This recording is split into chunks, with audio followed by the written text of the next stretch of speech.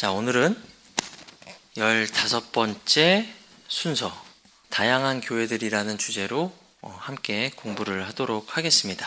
우리가 지금 진리의 빛을 따라서 제1부를 공부하고 있습니다. 제1부는 다시 태어남과 성장을 위한 주제들로 이제 구성이 되어 있고요. 대부분은 포괄적이고 일반적인 그런 쉬운 주제들로 구성이 되어 있습니다. 2부가 되면은 이제 장성한 분량을 위하여라고 해서 우리가 1부에서 다루었던 내용 일부를 포함해서 이게 조금은 더 심화된 내용으로 이제 공부를 하게 됩니다.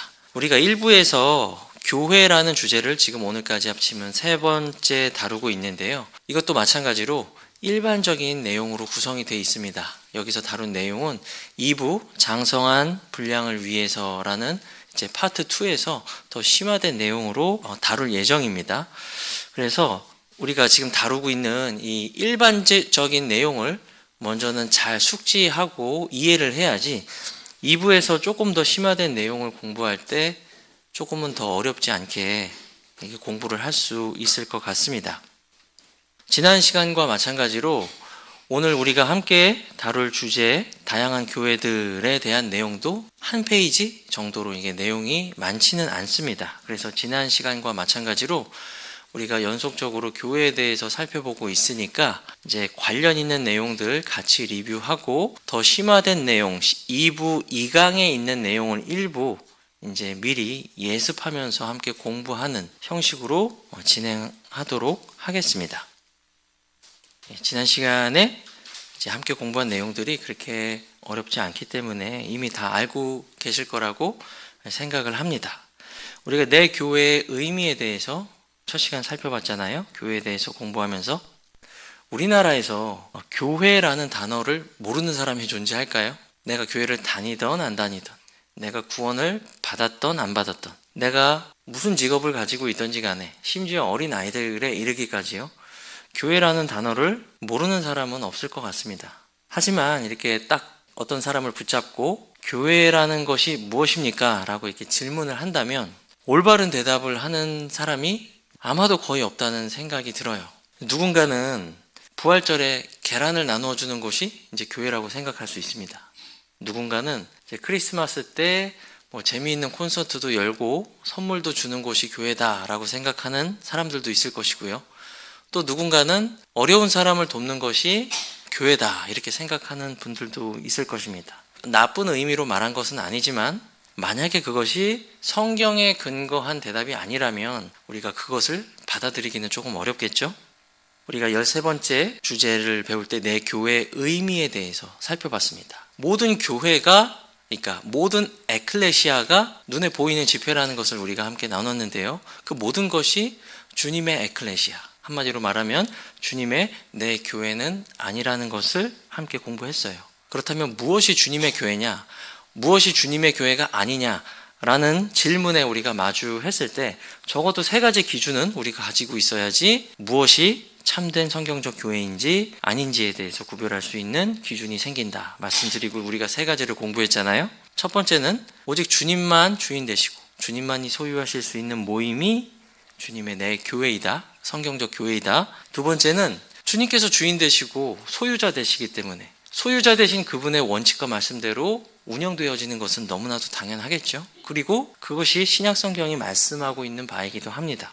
자, 이렇게 주님께서 주인 되시고 그분의 원칙대로 운영되는 교회는 모든 역사에 항상 있어 왔다. 자, 이 3가지 기준이 적어도 우리가 교회라고 불리는 많은 조직들에 둘러싸여서 살아가고 있는 이 시대에서 무엇이 진짜 교회고 무엇이 진짜 교회가 아닌지를 구별해 볼 수 있는 최소한의 기준이다라고 우리가 지난 시간에 함께 공부를 했습니다. 성경에서 말씀하고 있는 교회는 너무나도 심플합니다. 어렵지도 않아요. 한글을 아는 어린아이가 그냥 읽기만 해도 이런 곳이 교회구나 라고 알아들을 수 있을 만큼 어렵지 않거든요. 그런데 지금 대부분의 사람들은 이렇게 성경이 말씀하고 있는 명쾌하고도 간결한 교회의 의미를 받아들이지 않습니다. 기억나실 건데요. 지난 시간에 주류 신학계나 이 세속 사가들은 교회라는 것을 정의하고 교회 역사라는 것을 정의할 때 이분법적인 시간에서 바라보고 있기 때문입니다. 처음에 참된 교회였던 로마의 교회가 오랜 시간이 지나면서 부패하고 타락해졌기 때문에 어떤 개혁이 필요한 시점에 이르렀다. 그리고 그런 개혁의 필요성을 느낀 일부 사람들이 16세기에 종교개혁을 일으켰다. 그래서 원래는 좋았지만 나쁘게 된 교회가 개혁되어서 다시 좋은 교회, 참교회로 16세기에 시작되게 되었다. 이게 주류 신학, 교회 역사에서 배우는 것이고 일반 역사가들이 이제 교회를 보는 관점입니다. 이것이 압도적인 대다수이기 때문에 이제 신앙을 가지고 있지 않은 사람들도 이렇게 역사를 이해하고 있어요. 그래서 성경이 말씀하고 있는 것들이 이렇게 단순하고 명쾌함에도 불구하고 이것들을 받아들이지 않는다는 것에 대해서 지난 시간에 함께 공부를 했죠. 그래서 우리가 만약에 성경만이 우리들의 믿음의 그리고 실행의 유일하고 참된 권위라고 믿는다면 당연히 성경이 말씀하고 있는 교회가 참된 교회일 것입니다. 그렇게 되면은 이분법이 아니라 삼분법이 되겠죠. 그리고 삼분법 중에서도 단연 첫 번째 자리는 주님께서 말씀하신 내 교회가 첫 번째가 되어야 되겠죠.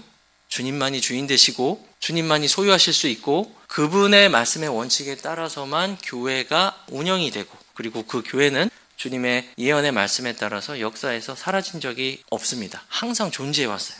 자, 이러한 교회를 우리가 받아들이게 될 것입니다. 이 이분법 사고, 이분법 교회 역사가는 너무나도 거대하고 보편적이라서 우리가 성경에 있는 주장을 그대로 말한다면 사실 오히려 소수의 사람들이 되어버립니다. 하지만 많은 사람들이 말하고 커다란 단체나 교회가 말한다고 해서 그 모든 게 무조건 진실이 되지는 않잖아요. 우리가 성경이라는 유일무이한 진리의 도구를 가지고 그것을 안경 삼아서 역사를 바라본다면 우리가 올바른 역사를 분별해 볼 수 있다.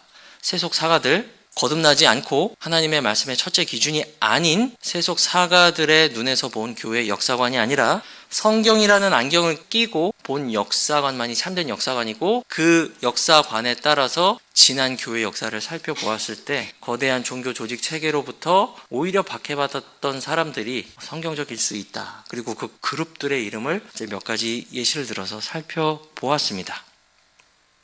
자, 그렇다면 이렇게 명확한 교회에 대한 정의가 있음에도 불구하고 오늘 우리가 사는 지금 이 때는 왜 이렇게 많은 교단과 교파로 나뉘어져서 서로 싸우고 있는가? 그리고 이 모든 것들이 왜 믿는 사람들에게 수없이 많은 혼동을 불러 일으키는가에 대해서 우리가 자연스럽게 질문해 볼 수가 있겠습니다. 그리고 이 질문들은 실제로 우리가 많이 듣고 있는 질문이기도 해요. 아마 여기 계시는 분들 중에서도 왜 이렇게 교회는 교파들끼리 많이 나뉘어져서 싸우고 복잡하고 하냐. 심지어 이슬람교 신자들은 교회가 참된 진리가 아니라는 이유 중에 하나로 이렇게 수없이 많은 교파가 존재한다는 것을 그 하나의 예로 들고 있습니다. 자, 그런데 이런 질문에 올바로 대답할 수 없는 이유, 방금 우리가 살펴봤죠. 주류의 가르침이 모두가 이분법적으로 교회 역사를 바라보고 교회관을 가지고 있기 때문에 이 기반 위에서 올바른 대답이 나올 수 없습니다. 성경적인 대답이 나올 수가 없다는 것이죠.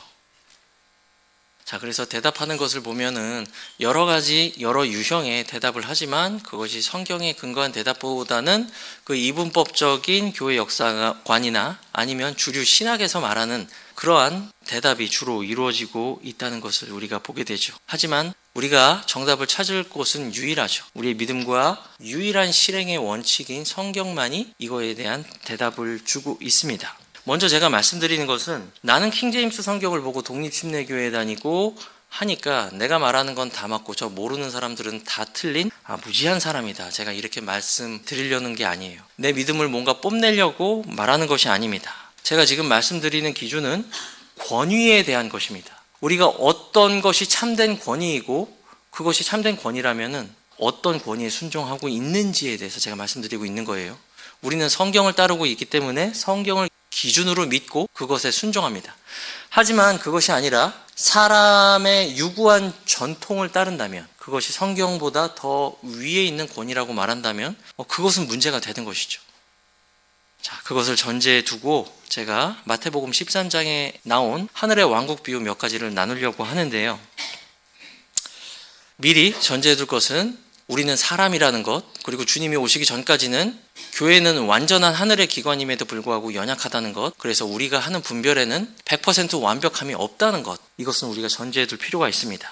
오직 주님만이 완전 무결하게 판단하시고 심판하시는 분이시기 때문에 우리는 주님의 판단만이 옳다고 말할 수 있습니다. 하지만 그 판단은 지금이 아니죠. 마지막 때 주님의 계획에 따라서 최후의 심판의 때 완벽한 주님의 판단과 심판이 이루어질 것입니다. 마태복음 13장을 보면은 여러 비유가 등장하지만 두 가지 비유에 제가 초점을 맞추기를 원합니다. 첫 번째는 어떤 좋은 씨를 밭에다가 뿌린 사람의 비유입니다. 그 사람은 곡식을 뿌렸는데, 좋은 씨를 뿌렸는데 잠자는 사이에 원수들이 와서 가라지를 뿌리죠. 곡식이 자람에 따라서 그 가라지들도 함께 자라기 시작합니다. 종들이 그것을 보고 주인에게 이렇게 말하죠. 가라지를 모으기를 원하십니까? 하니까 주인이 이렇게 대답을 합니다. 아니다. 가라지를 모을 때 곡식까지 함께 뽑을까 염려하노라. 둘 다 수확 때까지 함께 자라게 둬라. 이렇게 말씀하시죠. 그리고 바로 그 다음 절 비유를 보면은 겨자씨 하나를 심는 그 비유가 나옵니다. 겨자씨 작은 하나를 심었는데 겨자씨와는 전혀 다른 종류의 거대한 나무가 자라나게 되죠. 그리고 그 거대한 나무에는 날짐승들이 날아와서 그 가지에 깃들이는 모습을 보게 됩니다. 자, 우리가 이 두 비유에 귀 기울일 필요가 있는데요. 38절을 보면은 그 씨를 뿌린 그 밭은 세상이라고 나옵니다. 성경은 성경이 해석해주고 있잖아요. 주님 오시기까지 땅, 이 세상에서는 곡식과 가라지가 함께 자랍니다. 구원받은 사람들의 모임과 그렇지 않은 무리들이 함께 존재하고 있다는 거죠. 그리고 이 곡식은 이 거대한 나무로 대표되는 그런 거짓된 종교 체제, 박해를 받게 되어 있다는 것입니다. 그래서 이것은 지금 이 시간 우리가 완전히 분별해서 뿌리 뽑거나 다 할 수가 없어요. 주님 오실 때까지는 이 가라지와 알곡이 함께 자랍니다. 그래서 주님께서도 이 대답을 유보하시죠. 아니다. 가라지를 모을 때 곡식까지 함께 뽑을까 염려하노라. 둘 다 수확 때까지 함께 자라게 둬라. 이렇게 말씀하십니다. 진위를 최종적으로 가리는 것은 하나님의 계획된 시간에 주님께서 친히 하실 일이죠. 자, 그렇다고 우리는 가만히 있어야 되나요? 요한일서 4장 말씀에 따르면 사도 요한은 모든 영을 시험해 보라고 말씀하고 있습니다. 왜냐하면 우리가 그렇게 하지 않으면 오류에 속기 때문이죠. 지금 우리가 사는 세상을 보시면은 마태복음 13장 하늘 왕국의 비유가 지금도 현재 진행 중이라는 것을 보고 있습니다. 사탄은 지금도 쉬지 않고 곡식들 사이에 가라지를 열심히 뿌리고 돌아다니고 있죠.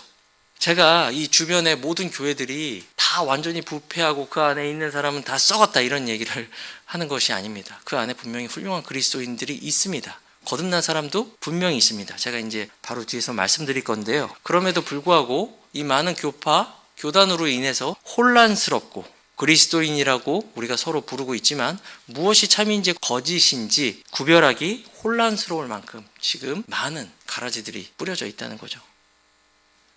자, 그렇다면 무엇으로 분별할 것입니까? 세상의 지식과 전통입니까?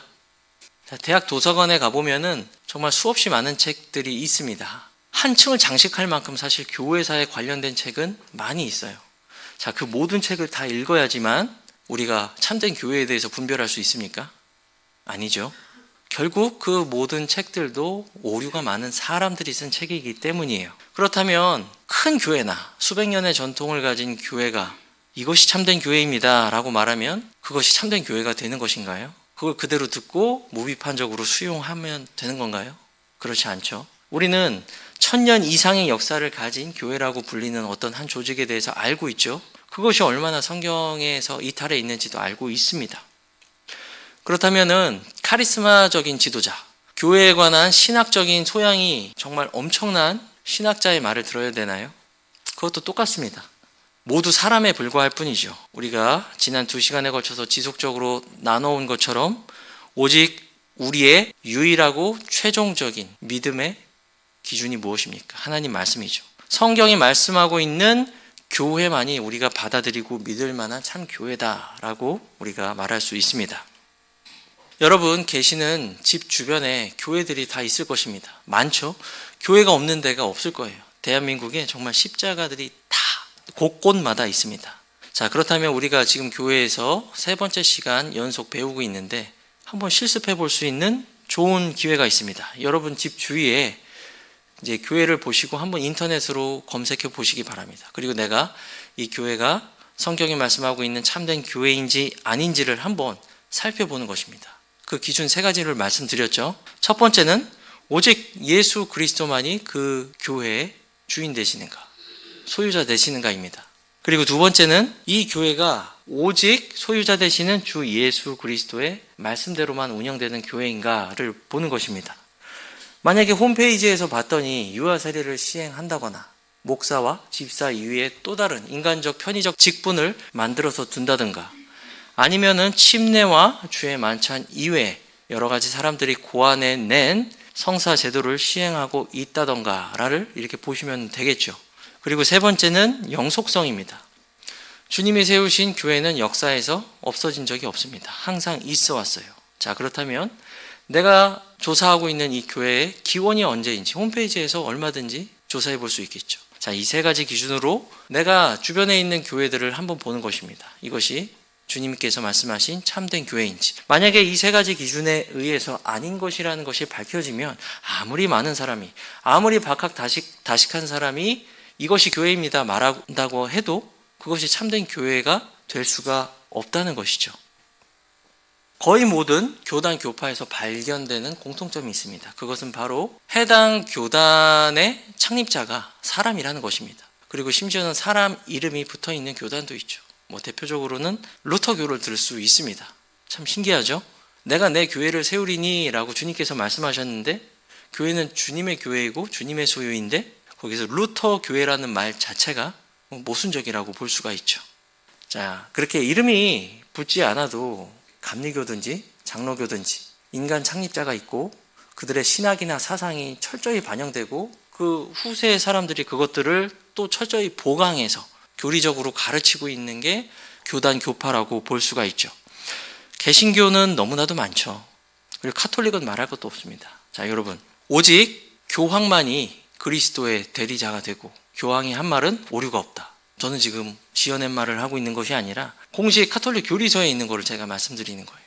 자, 아무리 크고 아무리 유능한 신학자들이 한 마음을 모아서 이렇게 말한다고 해도 이게 진리가 됩니까? 손에 손을 붙잡고 전 지구를 둘러서 합창을 한다고 해도 성경이 아니라고 하면 이것은 아닌 것이죠. 이단 사이비는 말할 것도 없습니다. 일고의 가치가 없죠. 자, 우리가 2부 2강에서 이제 앞으로 자세히 다루게 될 거예요. 여러 가지 교파 교단의 이제 목록을 보고 살펴보게 될 건데 이것도 미리 한번 우리가 보면은 눈에 익숙해지고 또 이제 우리 주변 교파나 교단 중에 무엇이 있는지 알 수도 있을 것 같습니다. 자, 인간이 세운 교회들은 이렇게 다 기원이라는 게 존재합니다. 로마 카톨릭도 이제 참 교회라고 믿지만 이제 대개로 첫 번째는 콘스탄틴, 그러니까 4세기에 로마의 황제 콘스탄티누스 대제가 밀라노 칙령을 발표함으로써 이제 국가가 이제 기독교를 정식 종교로 채택하게 되죠. 근데 이것은 정치적 목적이죠. 콘스탄틴 황제가 정말로 막 눈물로 회심하고 주 예수 그리스도를 영접해서 새 사람이 돼서 변화된 것과는 사실 역사적 기록을 보면은 거리가 아주 멉니다. 이때 정치적인 목적으로 기독교를 국교로 채택했지만 실제로 국가의 많은 사람들이 영적으로 회심했냐, 그건 다른 문제예요. 이제 여러 가지 사회 보장제도, 세금의 혜택 이런 것들이 있었습니다. 그러니까 어떻게 됐겠어요? 많은 이방신을 섬기는 사람들이 교회 안으로 쏟아져 몰려 들어오기 시작합니다. 기존에 자기가 믿던 종교의 이교적인 관행들은 버리지 않은 채로 쏟아져 들어오기 시작하죠. 그러다 보니까 이 국가 종교는 하나하나 이제 이방 종교의 누룩들이 쌓이고 배양되고 배양되어서 이 1000년이라는 시간 동안 존속한, 물론 지금도 존속하고 있잖아요. 그 엄청난 종교 체제가 이제 만들어지게 된 것이죠. 그리고 주후 11세기가 되면은 이제 그리스 정교회가 로마 카톨릭으로부터 이제 분리해서 또 나옵니다. 이것도 무슨 경건의 원칙 때문에 분리해서 나온 것은 아니고 정치적 목적이고 로마 교황의 수익권 다툼으로 인해서 이렇게 나오게 돼요. 그 이후에 보면은 여러분 다 들어는 봤을 법한 그런 교파 교회의 이름들입니다. 루터교, 장로교, 성공회, 회중교회, 감리교 다 익숙하게 들어보셨죠? 제가 앞서서 말씀드렸습니다. 모든 이런 교파 교회에 막 부패하고 나쁜 사람만 있는 게 아니에요. 정말 신실하게 주님 사랑하고 실제로 구원받은 사람들이 있습니다. 지금 여기 계신 우리 지체들 중에서도 기존의 교파 안에 속해 있다가 거기서 구원받고 참된 진리를 알고 분리해서 우리가 이 모임까지 오신 분들 다 있잖아요. 그렇죠? 지금도 마찬가지입니다. 하지만 이렇게 경건한 사람들이 있다고 해서 제가 그 안에 있는 모든 비성경적인 교리나 관행까지 제가 다 받아들여야 되는 것은 아니에요. 그렇죠? 그것은 완전히 다른 문제입니다. 예를 들어 볼까요? 지금 첫 번째 루터교가 있죠? 루터는 16세기에 오직 믿음을 통해서 은혜로 받는 구원에 대해서 강력하게 주창했습니다. 그 성당 앞에다가 그 92개조 반박문을 이제 꽝꽝꽝 박아놨죠. 92개조인지 95개조인지 갑자기 잊어버렸습니다. 정말 그럴 만한 믿음을 보이기가 사실 쉽지 않아요. 저는 그것을 폄하하고 싶지 않습니다. 하지만 그렇다고 해서 성모를 숭앙하고 흠숭하고 했던 루터의 그런 실행을 우리가 인정하고 받아들여야 되나요? 루터는 예배 때 성모 축송을 그대로 존속시켰습니다. 그리고 성모 마리아가 죄 없이 잉태되었다는 사실을 믿었어요. 그리고 성모 마리아는 영원한 처녀다. 이것도 믿었어요. 그리고 관련된 여러 가지 축일들이 있잖아요. 그런 것도 없애지 않았습니다. 루터뿐만이 아닙니다. 존 칼빈이라든지 여러 개혁자들 모두 루터의 이러한 믿음을 강하게 반박한 종교 개혁자는 없어요. 자, 그렇다면 세속 사가들이나 주류 신학에서 이 개혁자들이 아무리 위대하다고 말하고 실제로 그러한 공로가 있다고 해도 그러한 일들이 있었다고 해서 그러한 공로가 있었다고 해서 그 나머지 모든 비성경적 교리나 관행들까지 우리가 그냥 다 말하지 않고 그냥 지나가 버려야 되나요? 아니죠. 그것은 전혀 다른 문제입니다. 저는 개인적으로 요한 웨슬리를 존경합니다. 왜냐하면 제가 나온 대학이 웨슬리 신학을 가르치던 대학이었어요. 그래서 웨슬리의 일대기나 웨슬리의 신학이나 이런 것들에 대해서 제가 많이 읽었습니다. 사실 요즘도 읽고 있습니다. 읽으면은 요한 웨슬리의 생애에 있어서 정말 그 위대한 선교 사역을 보게 됩니다. 가슴이 뜨거워지고 때로는 정말 혼자서 읽을 때는 눈시울이 붉어질 때도 있어요. 나라면 도무지 이런 사람들의 사역을 따라갈 수 없고 그리스도를 향한 사랑과 충성, 하나님께 영광 돌리기 위한 일평생의 열심과 절제, 여러분도 읽어보신다면 깜짝 놀랄 거예요. 하지만 요한 웨슬레는 유아 세례를 주었습니다. 성공의 사제였어요. 거기로부터 비롯된 감독 정치 체제를 감리교 안에 도입했습니다. 그거 외에도 여러 가지예요. 우리가 성경을 있는 그대로 본다면 받아들일 수 없는 여러 가지 것들이 있습니다. 제가 요한 웨슬리를 한 개인으로서 신앙인으로서 존경한다고 해서 제가 그것들을 받아들여야 되나요? 그건 전혀 다른 문제죠. 이분이 훌륭합니다. 저 그거 인정해요. 하지만 그렇다고 해서 사람에 불과한 사람들의 교리적인 누룩이나 잘못된 관행들까지 내가 받아들여야 되는 것은 전혀 다른 문제다. 오히려 그런 것들을 배격해야 된다. 이들도 사람에 불과하기 때문입니다. 우리와 똑같은 성정을 가지고 있는 사람, 언제든지 실패할 수 있고 넘어질 수 있는 사람. 자, 그렇기 때문에 우리가 기존 교파 교단 안에서 구원받은 사람이 아예 없다거나 그 사람들은 뭐 다 부패하고 나쁜 사람들이거나 그런 것이 아니라 우리가 배울 것은 있지만 사람에 불과하기 때문에 오직 성경만이 우리의 유일한 믿음과 실행의 원천이라는 것을 우리 가장 첫 번째 두고 그 기준으로 이 사람들을 평가하고 그리고 이 사람들의 이름이 붙은 교단 교파도 우리가 평가해야 된다는 것입니다. 여러분 이해하시죠? 그리고 그 다음에 이제 역사를 이어서 한 이제 뛰어난 사람이 등장합니다. 이제 그 사람이 특정 신학을 주장해요. 특정 사상을 주장합니다. 그러면 그것에 감명받은 사람들이 모이고 그 후세에 이르기까지 이제 그 사상과 신학은 계속 보강되고 발전됩니다. 자, 이런 거는 어느 역사의 한순간만 이루어진 게 아니라 주님께서 부활 승천하신 이후로 계속 지금까지 이어지고 있습니다. 우리는 여기서 중요한 질문을 해야 됩니다. 이런 반복된 역사 속에서 내가 믿는 참교회는 무엇인가? 누가 나한테 교회란 무엇입니까? 라고 물어봤을 때 나는 어떤 올바른 대답을 해줄 수 있는가? 지금 우리가 단 3시간만 짧은 시간 교회에 대해서 나누었지만 우리가 이 시대를 살면서 이것에 대해서 올바로 알고 또 상대방에게 올바로 대답해 줄 수 있는 것은 하나님께서 우리에게 주신 중차대한 사명입니다. 그리고 그것을 떠나서 우리 한 개인을 볼 때도 이러한 것을 올바로 알고 말할 수 있는 것과 없는 것은 우리 개인 신앙생활에 큰 차이를 가져옵니다. 큰 차이요. 작은 차이가 아닙니다. 자, 2001년 세계 기독교 백과사전 2001년을 기준으로 본다면은 기독교 내 교파 수는 33,830개가 있습니다. 33,830개요. 2001년 기준이에요, 여러분. 근데 여러분 아시죠? 하루만 해도 수없이 많은 사람들이 등장해서 수없이 많은 사상들을 주장하고 수없이 많은 교파들을 만들어내고 있습니다. 자, 이때로부터 25년이 지났습니다. 지금은 33,000개 그 이상 훨씬 많은 교단과 교파들이 있을 거예요. 이단 사이비까지 또 합치면 그 수는 엄청날 것입니다. 엄청난 혼란의 시대를 우리가 지금 살아가고 있습니다. 비바람이 나고 홍수가 나잖아요. 마을이 쓸려나갑니다. 그때 가장 고통받는 것이 무엇이냐고 물어본다면 무엇인지 아세요? 물을 못 먹어서 고통받는다는 것입니다.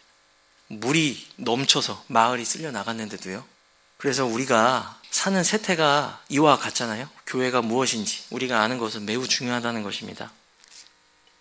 성경이 말씀하고 있는 주님의 내 교회는 아까 말씀드렸다시피 어린아이도 이해할 수 있을 만큼 명백하고 간결하고 어렵지 않게 주어졌습니다. 아무리 뛰어난 사람이, 아무리 뛰어난 신학자가, 아무리 큰 교회가, 또 아무리 많은 사람들이 손에 손을 붙잡고 스피커를 들고 아무리 불어도 그것이 만약에 성경에서 말씀하고 있는 것과 다르다면 우리는 받아들일 수 없다는 것이죠.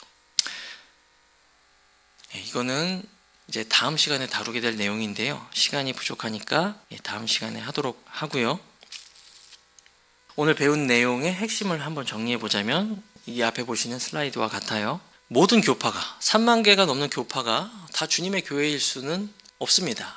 우리가 주변에 보면은 여러 가지 좋은 슬로건을 내걸고 이웃 사랑이라든지 가난한 사람들을 돕는다든지부터 시작해서 등등 너무나도 많은 슬로건을 걸고 교회라는 이름을 걸고 이렇게 나와서 하는 것을 볼 수 있죠. 자, 너무 선합니다. 좋죠. 도움이 사회적으로도 될 거예요. 하지만 그렇다고 해서 성경이 말씀하고 있는 주님의 내 교회의 정의에서 거리가 멀어져 있다. 그렇다면 우리는 그것을 재고해 봐야 된다는 것이죠. 자, 가라지아의 비유를 통해서 알아보았습니다. 최종 분별은 주님의 일입니다. 그리고 겨자씨의 비유에서 살펴보았듯이 지금 원래 심겨진 그것과는 전혀 다른 형태의 거대한 나무가 자라서 주님의 원수인 날짐승들이 날아와서 그 가지에 깃들어져 있는 그런 시대에 지금 우리가 살고 있습니다. 그리고 그런 거대한 종교 시스템은 주님의 참 교회, 참 성도들을 박해한다는 것이 신약 성경의 가르침이잖아요. 우리가 그런 시대를 살아가고 있습니다. 그렇기 때문에 주님의 내 교회가 무엇이고 그것을 분별하는 일은 중요하다.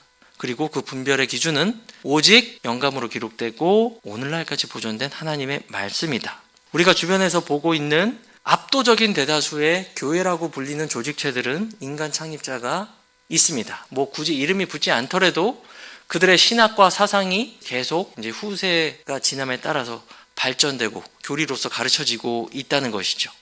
주님의 교회는 인간 창립자가 없습니다. 오로지 주님만이 자신의 소유 되시고 주인 되시는 그분의 몸의 기관을 만드셨습니다. 자, 그리고 교파는 어떤 기관의 명칭이나 아니면 어떤 파벌의 문제가 아니라 내면의 신앙의 문제입니다. 제가 그냥 넘어갔는데요. 슬라이드를. 우리가 지금 침례 신앙을 가지고 있잖아요. 우리는 스스로를 베프티스트라는 명칭으로 스스로를 이렇게 식별하고 있습니다. 하지만 대부분 교파 교회에서 보면은 이런 침례 성도들의 성경적인 모임조차 침례교라고 말하죠. 그리고 침례교도 종교 개혁을 그 기원으로 두고 있습니다. 하지만 이것은 기원도 없고 더 멀리 들어가 보면은 이것은 기원의 문제가 아니라 우리 참된 내면의 신앙의 문제이죠. 여러분 침례받을 때 구원받기 위해서 침례 순종한 것은 아니죠. 이미 구원받고 나서 내가 그리스도와 함께 연합되어 죽고 묻혔다가 부활했다. 그리고 이제 나는 부활의 새 생명 안에서 걷는 새로운 피조물이다 라는 것을 내 개인과 공중 앞에서 간증하는 차원의 문제이지 이것이 어떤 또 다른 종교적인 규례나 관행이 아니라는 것입니다. 다음 시간에는 초대교회와 침례 성도들에 대해서 주제로 함께 공부하겠습니다. 지금 제1부에서 다루고 있는 이제 교회에 관련된 주제이기 때문에요. 2부에 가면은 이제 더 심화된 내용을 우리가 함께 공부할 예정에 있습니다. 나눠드린 유인물 한번 이렇게 참조해 주시고 한번 읽어보시면 좋을 것 같아요. 기도하고 마치겠습니다.